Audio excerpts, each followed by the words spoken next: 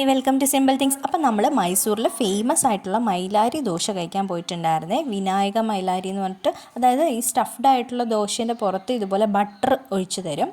അതിനുശേഷം നമ്മളൊരു കോഫി കുടിച്ചിട്ട് നേരെ പോയിട്ടുണ്ടായിരുന്ന സൂ കാണാൻ വേണ്ടിയിട്ടാണ്, മൈസൂർ സൂ കാണാൻ വേണ്ടിയിട്ട്. ഏകദേശം ഒരു 3 കിലോമീറ്റർ അടുപ്പിച്ച് അതിൻ്റെ അകത്ത് തന്നെ നടക്കാനുണ്ട്. അടിപൊളിയായിരുന്നു, സൂപ്പറായിരുന്നു. കുട്ടികളായിട്ട് ബെസ്റ്റായിട്ട് വന്ന് കാണാൻ പറ്റുന്ന ഒരു അടിപൊളി സ്പോട്ടാണ് സൂ. അതുപോലെ തന്നെ അവർ നല്ലോണം മെയിൻറ്റെയിൻ ചെയ്യുന്നുണ്ട്. പിന്നെ ഈ മൈലാരി ദോശയെക്കുറിച്ച് പറയുകയാണെങ്കിൽ ഇൻസ്റ്റാഗ്രാമിലൊക്കെ ഭയങ്കര ഇത് കണ്ടിട്ട് നമ്മൾ പോയിട്ടുണ്ടായിരുന്നു. അങ്ങനെ വാവ് ഫാക്ടർ എന്നൊന്നും പറയാനുണ്ടായിരുന്നില്ല.